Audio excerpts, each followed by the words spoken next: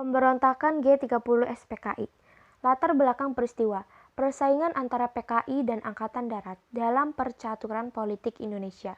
Jalannya pemberontakan yaitu pada tanggal 30 September 1965, pasukan PKI di bawah pimpinan Letnan Kolonel Untung Sutopo menculik dan membunuh sejumlah petinggi Angkatan Darat atau komunis. Upaya penumpasan, menetralisasi pasukan-pasukan yang berada di sekitar lapangan Merdeka, merebut gedung RRI dan kantor pusat telekomunikasi, membersihkan pangkalan udara Halim Perdana Kusuma.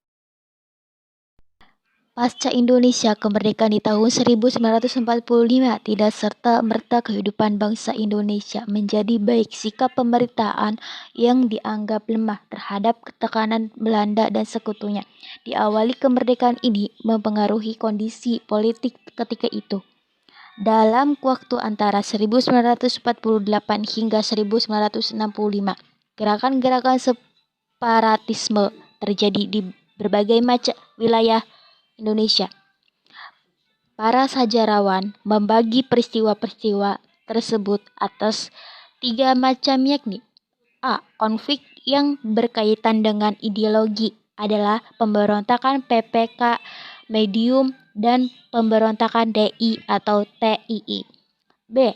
Konflik yang berkaitan dengan kepentingan adalah pemberontakan APRA, RMS, dan Andi Agis.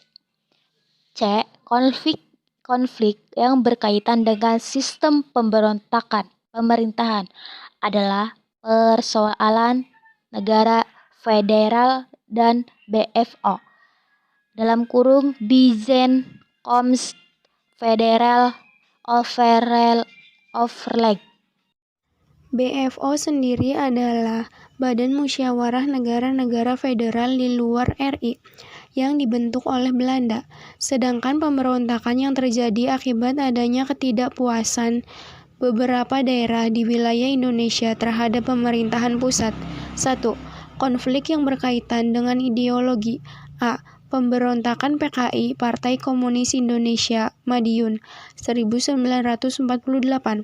Selain Partai Nasional Indonesia (PN), PKI merupakan partai politik pertama yang didirikan sesudah proklamasi. Meski demikian, PPKI adalah bukan partai baru karena telah ada sejak zaman pergerakan nasional sebelum dibekukan oleh pemerintah Hindia Belanda akibat pemberontakan pada tahun 1926.